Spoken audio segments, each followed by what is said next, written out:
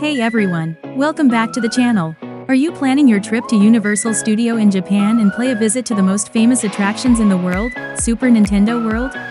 Well, you are in luck. In this video, I'm going to go over what you need to know to plan your trip not only to USJ but also how to best plan your visit to the Mario Land. So, let's jump right in. First things first, how to get in. To access Super Nintendo World, of course, you'll need a ticket to Universal Studio Japan. Make sure to book your tickets online in advance. They go on sale 2 months in advance. Don't wait the days before, because tickets on weekends and holidays can be sold out very early. A quick tip, usually I would suggest you to play a visit on weekday which usually aren't that packed. And luckily for us, it isn't very crowded on Monday. Plus, we definitely get a pretty good deal for ourselves when we purchase the ticket, which gives us a nice edge over the crowds. So please continue to watch it and I will let you know what we have done. Since Super Nintendo World is still a hotspot in Universal Studio, so not everyone with admission ticket are allowed to get in Mario Land, and you may need a timed entry e-ticket. It is important for you to know. First, if it's within your budget, you can get the Express Pass. When you select your Express Pass, you will need to choose an Express Pass package that comes with either Mario Kart or Yoshi. However, when you select your Express Pass, you are going to be assigned particular time slots, so keep in your mind, so it kinds of dictates your day as to what attractions you're going to experience when. I know it is complicated, and let me know if you want another video on how to purchase the Express tickets from their official website. The second method to get into Super Nintendo World is to get the special admission ticket only for tourists. It is absolutely worth it every penny.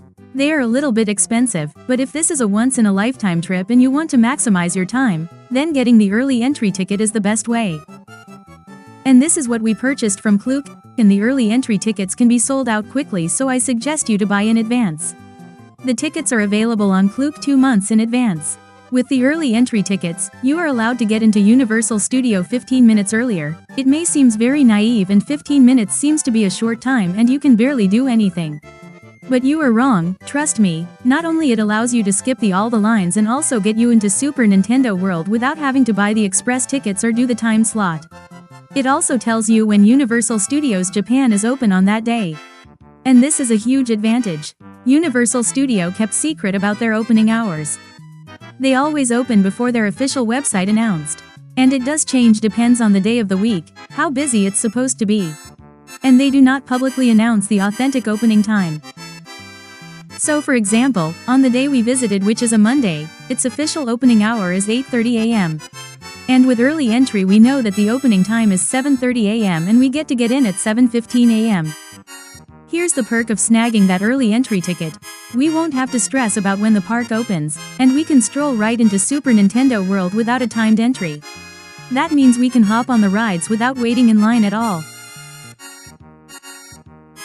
The third way to get in is to get a timed entry ticket, which is free. It is an additional reservation called the timed entry, which allows you to get in Mario Land at specific time. Without one, you're not going to be able to get in most cases. The slot system usually turn on before 9 a.m., 20 to 30 minutes after they start letting everybody in. You can check the app and get the ticket in the app. Make sure to check the app and grab your ticket as soon as you enter the park. It should be your top priority. On busy days, those slots can fill up fast.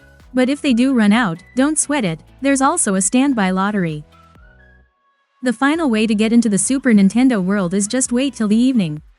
Based on my experience, usually we do not need any timed ticket to visit Super Nintendo World at the evening. Just keep in mind that you'll miss out on the stunning daytime views of the park. Once you enter the park, follow the signs leading to Super Nintendo World. You'll be greeted by the iconic green pipes and a vibrant landscape straight out of the Mario games. It's like stepping into a whole new world. There are 3 main attractions here: Mario Kart, Koopa's Challenge, Yoshi's Adventure, and the interactive power-up band experience. We take the Mario Kart ride once we get in there with our early entry ticket. It is empty when we arrive there and you can just get in and take the ride without any queue at all. And we played it again right after the first ride. And the second time takes a bit longer, but it is still only around 10 minutes queuing time. Comparing with the normal 90 to 110 minutes waiting time, 10 minutes is nothing. So with the early entry ticket, we saved a 200 minutes of time plus the guaranteed Super Nintendo World entry and a magnificent view without the crowd. So trust me, the 15 minutes of early entry really means a lot. This ride is seriously a game changer. You get to race against your friends and family in a virtual Mario Kart experience, complete with AR technology. As you zoom through iconic tracks, you'll throw virtual shells, and trust me, the competitive spirit really kicks in. I found the ride immersive and exhilarating, the visuals are stunning, and the attention to detail is just incredible. If you're planning to eat at Super Nintendo World, don't forget to make a reservation. You will not be able to get in unless you make the reservation. There's a QR code right outside Kinopios Cafe that you can scan to book your spot. You will receive a confirmation email once you enter the details and pick the slot to dine in. After hitting up Mario Kart, we found it was only 8:30 a.m., so we snagged a reservation for 9 a.m. To dodge those long lines, we decided to eat earlier. And it gave us a nice half hour to check out the souvenir shops before our meal. The shop here is filled with adorable merchandise. From plush toys of your favorite characters to collectible items. I picked up a few items, including a Yoshi plushie and a Mario keychain.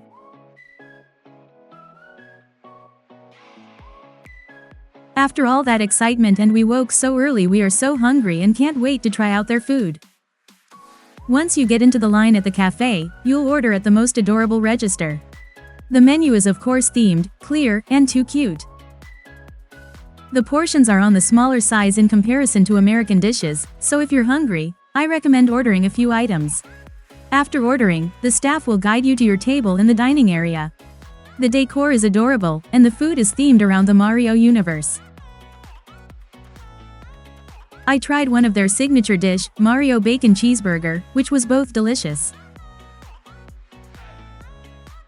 The question mark block tiramisu was a delightful treat, and Instagram-worthy.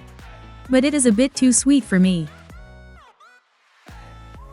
They also have a range of drinks, and we ordered a superstar lemon squash.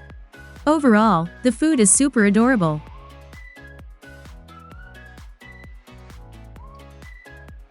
We're not really into Yoshi's Adventure, so we chose to pass on it during the day.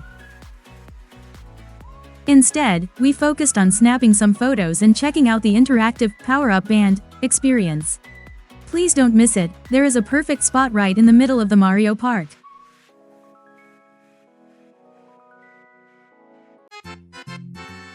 We're heading back to Super Nintendo World in the evening since it's Halloween season, and the park closes at 9:30 p.m.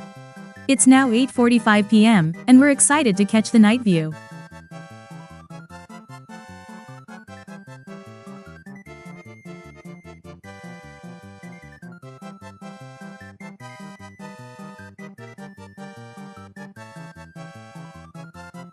Guess what? There's absolutely no line for the Yoshi's Adventure ride, literally no one in the line.